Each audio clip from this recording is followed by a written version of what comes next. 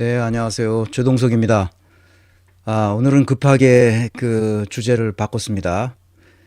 우리는 왜 분권화를 시도하지 못하는가 이거에 대해서 설명하려고 그러는데 갑자기 어제죠. 그 헌법 개정하자 이재명 후보가 그렇게 제안을 했죠.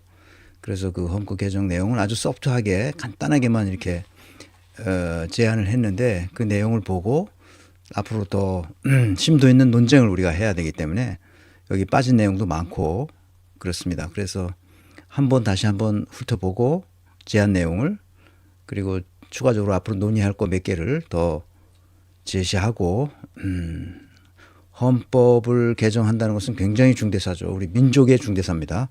그래서 이거를 이제 시작하는 거죠. 어차피 새로운 정부가 들었으면 헌법 개정 TF를 만들어 가지고 특별위원회 같은 걸 만들어서 거기서 논의하고 또 피드백 받고 이제 그런 절차가 마련될 텐데요. 그때 우리가 그 시민들이 어떤 입장을 어떻게 취해야 되는지 그것을 같이 생각해 보겠습니다. 이거를 그냥 몇몇 사람들 그 기득권층 몇몇 사람들 뭐 법률가 몇몇 사람들이 만들면 또 엉망진창이 됩니다. 그러니까 우리 국민 전체가 합의할 수 있는 내용이 되도록 그렇게 지금부터 이제 시동을 걸어야 될 것 같습니다. 자, 오늘 준비한 내용은 제가 목이 아직도 신통치 않아서 한 1시간 이내로 끝내도록 하겠습니다. 자, 댓글 읽어보기를 오랜만에 하는데요. 요새 호텔 경제학이 비판을 받고 있어요. 그 댓글도 지난번에 강의한 내용의 댓글을 어떤 분이 다뤄주셨는데 이재명이 말하는 호텔 경제학 비판받는 이유가 뭘까요? 네. 난 그래서 호텔 경제학에 대답없이 2017년도 대선에서 이재명이 그 기본소득 관련된 이야기를 하면서 그런 얘기를 했다고 그래요. 그래서 찾아보니까 호텔 경제학이 있더니 진짜 그래서 비판을 그때 많이 받았는데 그거는 왜 비판했는지 그 이유는 알겠어요. 그런데 이재명 뭐든지 단순화해서 이해하기 쉽도록 설명하는 특징이 있잖아. 그래서 이재명이 말하는 건 다 알아들어 사람들이. 내가 말하는 거는 사람들이 어렵다 그러고. 근데 그걸 쉽게 많은 사람들이 이해할 수 있도록 그러니까 중학생도 이해할 수 있도록 설명하려다 보니까 이제 그렇게 된 것 같습니다. 그리고 그림 그리는 사람도 이재명이 말한 것의 의미를 제대로 알고 그림을 그린 사람도 아닌 것 같더라고요. 그래서 이거는 기존의 주류 경제학과 새로운 현대 화폐 이론 사이의 괴리 때문에 발생하는 겁니다. 이게 무슨 말인지 모르겠죠.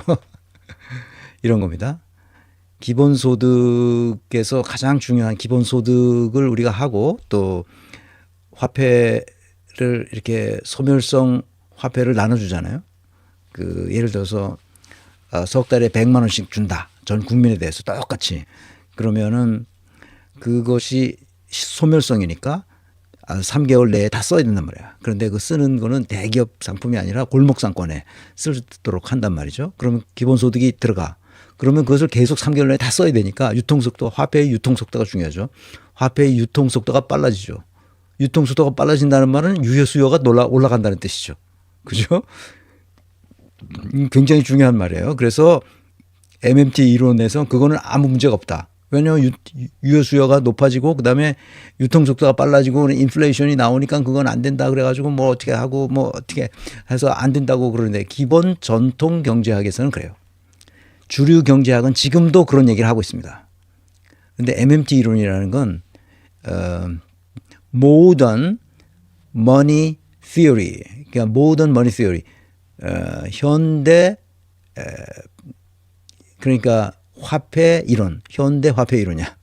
현대 화폐 이론인데 이 얘기는 나중에 또 하겠습니다. 오늘 이게 주제가 아니니까. 그래서 경제가 활성화되고 완전 고용이 될 때까지 계속 이게 그 화폐 유통 속도를 높이면서 유효 수요를 높여주면 된다. 그런 얘기예요. 그게 현대 화폐 이론입니다.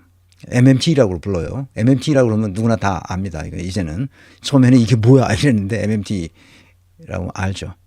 그래서 요 얘기는 추후에 강의 주제로 하겠습니다. 이 댓글 다신 분 걱정하지 마시고 호텔 경제학이라는 것을 너무 그 이재명이 확 줄여가지고 충약해서 이런 거야 이렇게 설명을 하다 보니까 이제 오해가 발생하고 그랬더라고 보니까. 그래서 그거는 오해할 필요가 없고 그 기본소득, 기본사회를 위한 아주 기초적인 경제학 이론입니다. 그러니까 걱정하지 마시고 나중에 제가 그 얘기 그 설명해 드리겠습니다. 그러면 다 이해할 거예요. 이 핵심이 뭐냐 저기 댓글 읽어보기 이분에 대해서 설명을 드리려고 이걸 가져왔어요. 경제민주화의 핵심입니다. 경제민주화는 여기 있듯이 기본사회를 현대화폐 이론으로 설명해요. 거기에 또 그 암호화폐도 들어가면 더 좋아요. 암호화폐. 뒤에 암호화폐에 관한 얘기가 나옵니다. 그러니까 산업 생태계를 위한 그 재벌 계약하는데 이거는 생태계를 만들어야 되는데 지금 생태계가 없어요. 그러니까 대기업이 재벌 대기업이 다 먹어. 그냥 자기가 인수해. 그래서 자기 거를 만들어. 다 자기 걸 만들어. 그러니까 혼자 들판에 혼자 나무가 서 있어. 이러면 안 되지. 이러면 생태계가 만들어진 게 아니거든. 다 같은 숲을 이렇게 이루어야 되거든. 그래서 다 협력하고 그 안에서 생산성과 창의성이 무궁무진히 올라갈 수 있도록 만들어줘야 되는데 재벌이 다 먹어버려. 그래서 자기 혼자만 배가 불쑥 나와서 그런 건 망했다는 뜻이야. 그러니까 우리나라가 그렇게 되면 안 됩니다. 그래서 그것은 기본사회로부터 시작되는 거예요. 그래서 MMT 이론까지 거쳐서 그다음에 암호화폐를 거쳐서 산업 생태계를 만들어주는 재벌 혼자 독식하는 게 아니라 그런 경제 민주화가 일어나야 된다. 민주화라는 말은 뭐라고 그랬어요? 분권화라고 그랬어요. 분권화되지 않은 것은 민주화될 수 없다. 다 이건 분권화와 관련된 겁니다. 기본사회도 마찬가지고 MMT도 마찬가지고 산업 생태계도 똑같은 얘기입니다. 그러니까 경제가 민주화된다. 그렇게 생각하시면 됩니다. 그래서 다른 버전으로 이렇게 그렸잖아요. 정경사교국을. 그래서 요 경제 굉장히 중요한 겁니다. 민생개혁, 대동세상, 기본사회. 이게 그렇게 중요한 겁니다. 이거 경제학적 이론과 관련돼서는 나중에 다시 강의를 할 테니까 그냥 그렇게만 알고 계시면 됩니다. 나중에 이해하실 수 있도록 설명드릴 겁니다. 오케이. 다른 댓글인데요. 이노철 님인데 지금 전결제도가 분권화의 일종이 아닌가요? 지금 회사마다 전결제도가 있을 거예요. 그리고 또 큰 회사에서도 그렇고 공직사회에서도 보면 공무원들이 다 전결제도가 있습니다. 뭐 이건 과장 전결, 이건 뭐 부장 전결, 아니면 이건 뭐 이건 뭐지 이사관 전결, 뭐 사무관 전결, 뭐 이렇게 다 있지. 과장 전결 어쩌고 저쩌고 하는 게 다 있어요. 업무 분장표가 있어요. 업무 분장표가. 그래서 그게 분권화 일종 아닌가 그런 질문이죠. 현재도 공조직에서 직무 분석과 직무 권한을 부여하고 직무 평가도 합니다. 네. 네, 전결제도가 있다고 해서 분권화된 게 아닙니다. 왜 그런지는 이제 왜 우리는 분권화가 되지 않는가 하는 거에서 설명드리겠습니다. 직무 분석을 한다? 직무 분석을 어떻게 하는데? 직무 분석을 밤낮 해봐야 지금 시중에서 떠도는 직무 분석 얘기는 내가 말하는 직무 분석과 전혀 다른 거예요. 시간을 요 과제를 하는데 몇 시간, 요 과제를 하는데 몇 시간. 그래서 직무 과제를 거기다 쭉 나열해. 일단 꽝이죠. 그건 직무 분석이 아닙니다. 그거는 산업사회에 있을 때 공장 노동자들에게나 하는 일이야. 이 정신노동을 하는 지식 노동자들에게는 직무 분석이라는 게 의미가 없어요. 21세기가 벌써 사반세기가 지나갔습니다. 21세기예요, 지금. 직무 분석을 어떻게 한다는 거예요. 과제 무슨 일 다 기록하고 그렇게 해서 되는 거 아닙니다. 직무 분석은 어떻게 하는 거냐? 그 직무의 존재 목적을 명확히 정의하는 거예요. 직무의 존재 목적이 뭐죠? 그 직무가 왜 존재하느냐 이 말이야. 그거를 정의 내리는 거예요. 그래서 이 직무에 의해서 요구하는 성과가 무엇인지를 정의 내리는 거예요. 그래서 그것을 딱 정의 내리면 그것이 반드시 해야 할 일이 나오죠. 그걸 통해서 성과를 내는 거예요. 그 결과가 무엇인지를 사전에 정의 내리는 거죠. 그거 하기 위해서 직무 분석을 하는 겁니다. 그런 성과를 창출할 책임을 그 직무에 부여하기 위해서 직무 분석을 하는 거예요. 우리는 그게 없어요. 직무 분석이라는 말만 똑같을 뿐이지 전혀 엉터리입니다. 그리고 또 한 가지는 저 윗대가리는 직무의 어카운터빌리티가 없어요. 어카운터빌리티를 분석하는 게 직무 분석이에요. 어카운터빌리티가 있어요, 없어요? 없습니다. 장관의 어카운터빌리티가 있습니까? 없습니까? 없습니다. 총리의 어카운터빌리티가 있습니까? 없습니까? 없습니다. 대통령은 더 없죠. 위로 올라갈수록 희끄무레한 거야. 다. 그 직무의 존재 목적을 몰라요. 차관은 아나? 차관도 모릅니다. 그냥 탱자 하는 거죠. 그 밑에 사람들 쪼고 밑에 사람 뭐 가져와 이래가지고 쪼고 그러는 거죠. 직무 권한은 있나? 국회의원들은 자기가 국회의원이라는 걸 신분이라고 생각해요. 그래서 자기가 맡은 직무가 없어요. 돌아버린 거지. 그래서 국회가 저렇게 엉망진창이 된 겁니다. 국회의원은 국회의원이라는 직무를 맡은 거예요.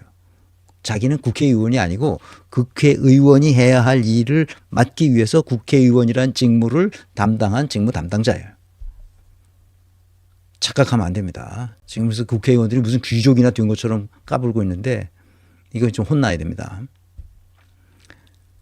그러기 위해서 직무에 부여되어 있는 어카운터빌리티를 완수하기 위해서 나에게 권한이 필요한 겁니다. 그래서 직무 권한이 부여되는 거죠. 근데 권한이 부여됐는데 아무런 성과를 안 냈어. 그럼 뭐야 이게? 이게 뭡니까? 아무것도 아닌 거야. 권한만 가지고 있어. 성과는 못 냈어. 권한은 왜 필요한 거예요? 성과 때문에.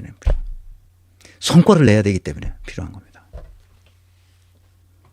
지금 의원들이 내가 자꾸 이제 정치를 얘기하는데 의원들이 의정 보고서를 1년마다 한 번씩 분기마다 한 번씩 내는 사람도 있고 반년에 한 번 내는 사람도 있고 1년에 한 번 두꺼운 책을 만들어 가지고 막 유권자들한테 뿌리고 자기 지역구에 뿌리고 뭐 아는 사람한테 자기가 이렇게 일을 많이 했다고 뿌리고 다 쌩입니다. 이게 다 구라입니다.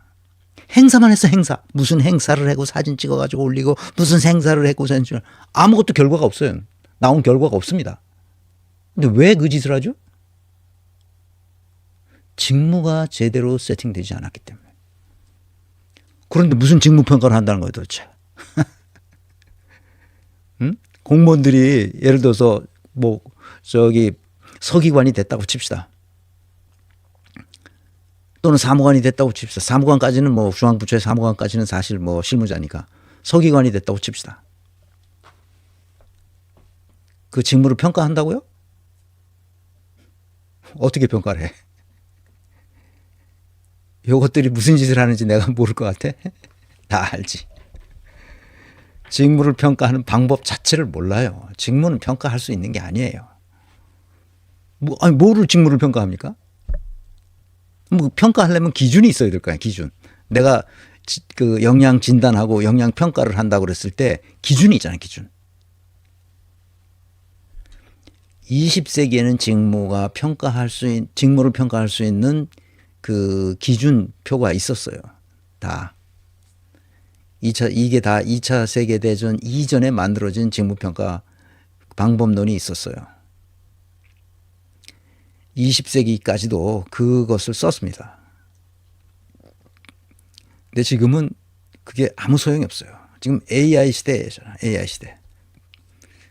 그 직무가 요구하는 그 영양 요소가 무엇인지를 알고 그 사람이 어떤 성과를 창출할 것인지를 미리 정의해 놓는 것. 그거밖에 없어요. 전결제도도 엉망진창입니다. 이건 분권화된 게 아니에요. 그러니까 엉망이라는 거예요. 한마디로. 그래서 이것이 바로 분권화가 되지 않았다는 의미야.